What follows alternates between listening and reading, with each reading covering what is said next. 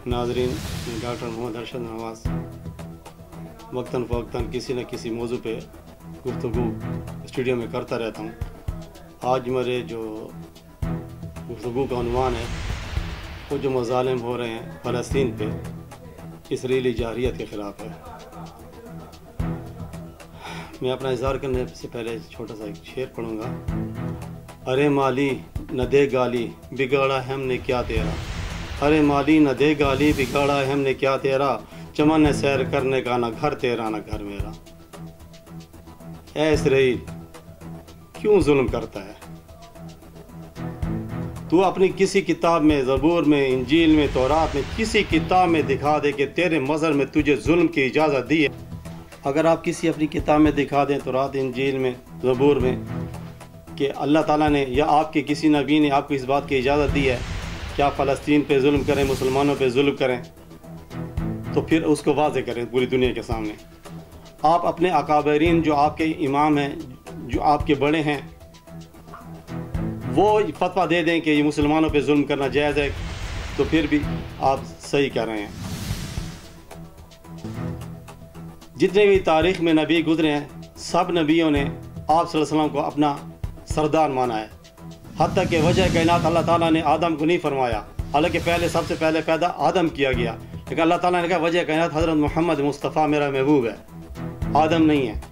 पहले आसमान पे चले जाओ, आदम से, अगर तुम्हारे अंदर इतनी ताकत सकत है, चले जाओ आदम से जाके पूछ लो कि आदम तेरा सरदार कौन है, तेरा आका कौन है? वो फरमाएगा मेरा सरदार हज़रत मोहम्मद मुस्तफ़ा सल्लल्लाहु अलैहि वसल्लम है।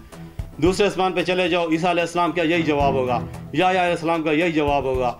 तीसरे आसमान पे चले जाओ, यूसुफ अलैहिस्सलाम का यही जवाब होगा। चौथे आसमान पे चले जाओ, इदरीस अलैहिस्सलाम का यही जवाब होगा। छठे आसमान पे, छठे आसमान पे चले जाओ, हारून अलैहिस्सलाम का यही जवाब होगा।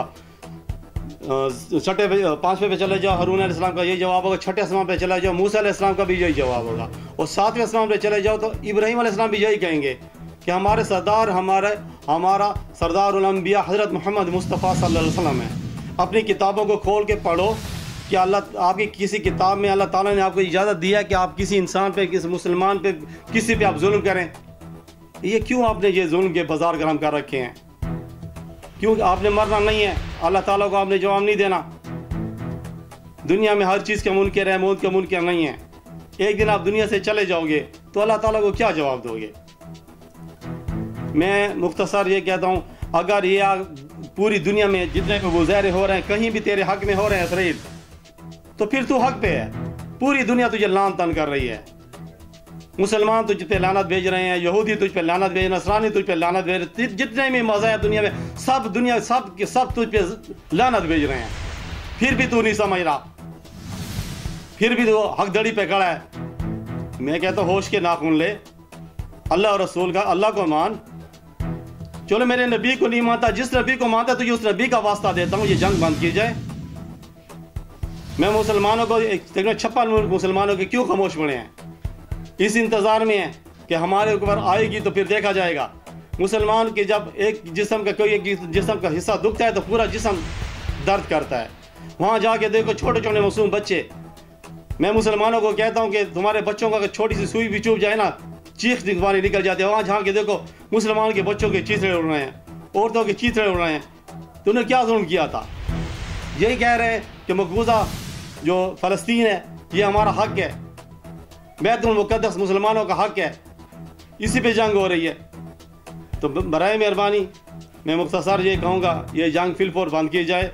अक़वाम मुत्तहिदा से ये मैं दोबारा रिक्वेस्ट करता हूँ, अगर ये बंद नहीं करते तो दुनिया में कितनी एटमी ताकतें पड़ी हैं, सब के सब मिल के इनको एक डेडलाइन दे दें कि इस टाइम तक अगर आपने जंग बंद करी तो ठीक है, नहीं तो सब के सब अपनी मज़हब के मुताबिक कसम उठाएं, सब के सब एट ए टाइम इस पर अटैक करें।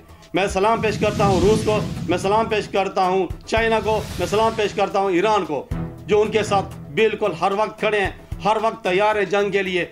मैं तमाम के, मैं नहीं कहता हूँ कि मेरा पाकिस्तान पीछे हट रहा है या मेरी आर्मी पीछे हट रही है, ना मेरी आर्मी हिकमत अमली के साथ चल रही है। जब भी मौका पड़ा खुदा की कसम यही सबसे पहले अटैक करेंगे। तो इससे पहले कि इसराइल तू सफ़े हस्ती से मिट जाए, अपने आप को बचा, अपनी कौम को बचा, अपनी इंसानियत को बचा, हिदायत पे आ जा। इस्लाम पे नहीं आता, इस्लाम को पढ़ ले। ہو سکتا ہے تیری قسمت اللہ تعالیٰ نے ہدایت دی کہ تجھے سمجھ اسلام کی آ جائے. ہم مسلمان ہیں اور دل میں ایمان رکھتے ہیں, کلمہ توحید سے ایمان کو پکڑے ہوئے. دیکھ کافر فلسطینیوں نے اے اسرائیلیوں تیرے ٹکڑے ٹکڑے کیے. اے اسرائیل تو کہ تو سمجھتا ہے, تمہیں گھمنڈ ہے کہ میرے پاس بے تحاشا اسلحہ ہے, اس میں کامیابی حاصل کر لوں گا. تو اپنے باپ فرعون کو دیکھ, 1,30,00,000 کا مجمع اس کے ساتھ تھا. جب اللہ تعالیٰ نے میرے موسیٰ کو کامیاب کیا, میرے موسیٰ علیہ السلام کے ساتھ صرف 6.5 آدمی تھے. دنیا کے تمام ترین اس ٹائم جدید ترین اسلحہ اسی کے ساتھ اس کی پوری فوج کے پاس موجود تھا, اور میرے موسیٰ کے پاس کچھ بھی نہیں تھا. اللہ تعالیٰ نے کامیاب کس کو کیا؟ میں تجھ سے پوچھتا ہوں, اے اسرائیل تو بتا کہ فرعون کامیاب ہوا یا موسیٰ کامیاب ہوا؟ اگر فرعون کامیاب ہوا تو ٹھیک کر رہا ہے, اگر میرا موسیٰ کامیاب ہو گیا تو پھر موسیٰ راستے پہ چل. موسیٰ نے سمندر کو راستہ دیا, اسی فرعون کو غرق کیا. جب غرق ہوئی, اللہ تعالیٰ نے قرآن پاک میں فرمایا, اے فرعون تجھے میں نے 309 سال سمندر کے تپیڑ میں زندہ رکھا. میں اس کا مطلب یہ سمجھاؤں کہ جیسے پولیس والے کہتے ہیں اس بندے کو 30 دن کا ریمانڈ دے دو, 10 دن کا ریمانڈ دے دو, عدالتیں کہتی ہیں اس کو 20 دن کا ریمانڈ دے دو.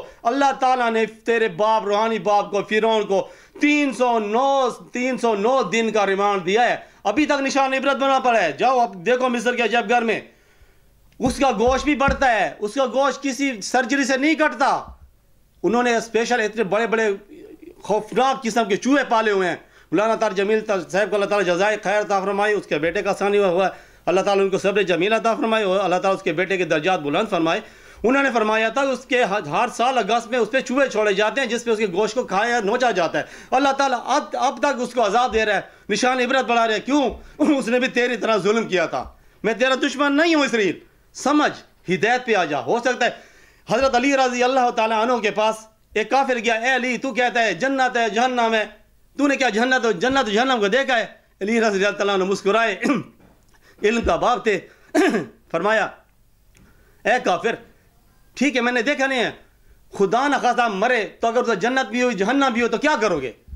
تو وہ کافر خاموش ہو گیا, تھوڑی دیر سوچ کے کہا اے علی مجھے اپنا کلمہ پڑھاؤ, کیونکہ سمجھ میں آ گیا ادھر کا ہوا جنت جہنم ہوئی تو کیا کریں گے. اللہ تعالیٰ نے جب جہنمیوں کو جہنم میں ڈال دے گا, جنتیوں کو جنت میں ڈال دے گا, جہنم سے پوچھے گا کیا ہے جہنم, میں نے تیرے جو ساتھ وعدہ کیا تھا تیرا کیا پیٹ بھر گیا؟ ہو گئے یا اللہ نہیں, حل من مزید حل من مزید حل من مزید, اور بھیج اور بھیج اور بھیج. اے اسرائیلیو جہنم کے ایندھن مت بنو, جنت میں جانے والے بن جاؤ. وہاں کی کامیابی ہمیشہ کی کامیابی ہے, وہاں کی ناکامی ہمیشہ کی ناکامی ہے. میری آپ سے ریکویسٹ ہے کہ اس جنگ کو بند کیا جائے, اور اقوام متحدہ اور تمام دنیا کے جتنے بھی مذاہب ہیں, جتنے بھی انسانی حقوق پہ ایمان رکھنے والے ہیں, تمام کو میں یہ ریکویسٹ کرتا ہوں کہ سب اکٹھے ہو کے اس کو ریکویسٹ کریں, ان کو ڈیڈ لائن دیں کہ فلاں تاریخ تک یہ جنگ بند کی جائے.